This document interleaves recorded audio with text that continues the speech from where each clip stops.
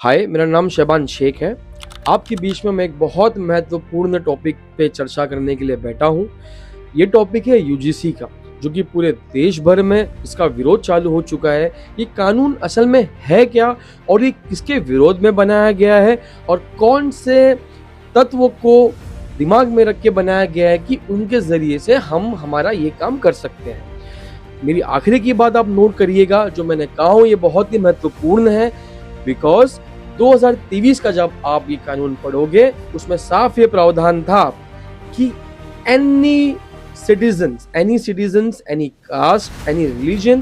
Caste base के ऊपर किसी के साथ डिस्क्रिमिनेशन होता है, किसी के साथ गलत किया जाता है, किसी को प्रताड़ित किया जाता है, तो उसके ऊपर एक्शन लिया जाएगा, जांच बैठी जाएगी। और अगर कोई फॉल्स एलिगेशंस भी लगाता है कि भाई इसने मेरी जात को लेके मेरे को बुरा भला कहा, मेरे को परेशान किया, तो उसके ऊपर भी ये प्रावधान था कि उसको कुछ शक्ल में सजा सुनाई जानी थी। लेकिन अब 2026 का जो यूजीसी का कानून आया है, ये सबको हैरान करने वाला, सबको चौंका देने वाला कानून है। ये मैं क्यों कह रहा हूँ, ये मैं आपको बताना चाहूँगा कि इस कानून के तहत अगर हमारे बच्चे, अगर हमारे भाई, हमारे घर वाले, हमारे दोस्त यार किसी विश्वविद्यालय में पढ़ाई कर रहे हैं, वो बहुत ही हुनरदायक हैं, वो काबिलियत रखते हैं कि अव्वल नंबर पे वो आके उस चीज़ को, सीट को हासिल करे, वो अपने करियर को शाइन करे, करियर को ग्रोथ करे। लेकिन वहाँ पे ये अड़ंगा आ जाता है कि अगर मैं SC ST समाज से अगर बिलोंग करता हूँ और मैंने अगर एलिगेशन सिर्फ लगा दिया कि इस बंदे ने, इस लड़के ने, इस शख्स ने मेरे को प्रताड़ित किया, मेरी कास्ट को लेके, मेरी जात को लेके, मेरे को बुरा भला कहा, तो मेरे पे क्या होगा,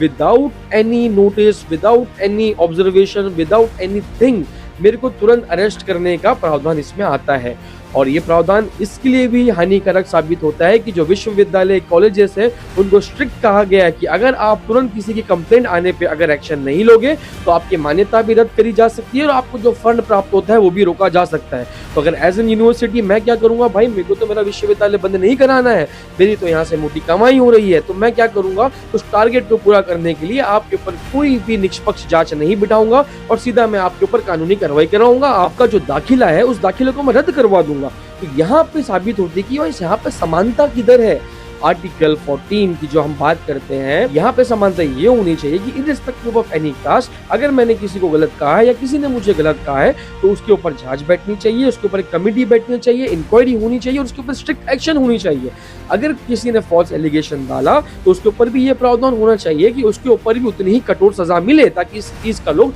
दुरुपयोग ना कर सके।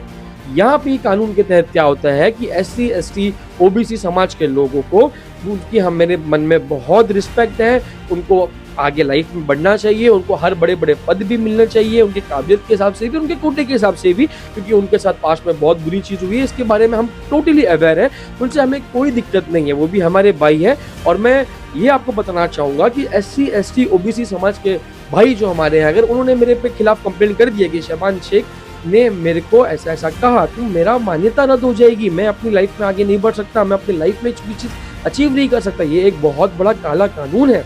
इस जीते जागते आधुनिक देश के अंदर, ये बहुत बड़ा काला कानून है। मैं तो अनुरोध करूंगा मेरे भाइयों से भी जो SC ST OBC समाज के हैं कि भाई आप लोग खुद इस चीज़ के लिए खड़े हो, आप खुद हक की बात करें, आप खुद न्याय की बात करें कि जो, क्योंकि आपसे बेहतर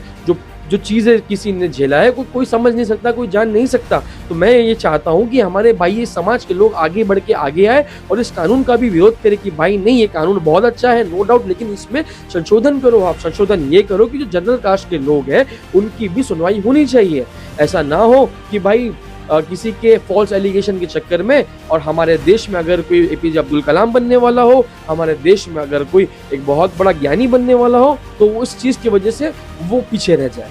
ये नहीं होना चाहिए। हमारा देश को, हमें सबको लेके चलना है, हम सबको मिलके चलना है। इस वजह से ये जो कानून है ये बहुत काला कानून हमें नजर आता है और इसके विरोध में हम ये वीडियो बना रहे हैं। और मैं उम्मीद करूंगा मोदी गवर्नमेंट से भी, BJP सरकार से भी कि ऐसे कानून आप ना लाएं जो अराजकता पैदा करे, हम देश के डेवलपमेंट के ऊपर फोकस करें, हमारा जो एम हो, हमारा जो मोटिव हो, देश को हम मिल के हम कैसे आगे बढ़ाए। सीढ़ियाँ जब बनती है कि हिंदू, मुस्लिम, सिख, ईसाई एक एक हाथ रख के ही सीढ़ियाँ बनेगी। अगर हम एक ही हाथ को रख के कहे कि हम कैलाश पर्वत चढ़ जाएँ तो ये पॉसिबल कहीं से भी नहीं है मेरे भाइयों। तो ये वीडियो जो मेरा बनाने का मकसद है, इसीलिए मकसद है कि भाई आप लोग भी समझिए इस कानून को, इस कानून के प्रो एंड कॉन्स को, कि ये किस्सा कितना आगे जाके नुकसानदायक हो सकता है हमारे ही लोगों के लिए और हमारे ही देश के लिए। और कमेंट में आप क्या इस पे अपनी राय रखते हैं, आपका विचार क्या है, ज़रूर कमेंट में आप इस पे बताइए और मैं ज़रूर इस पे आपसे चर्चा करूँगा। Thank you so much.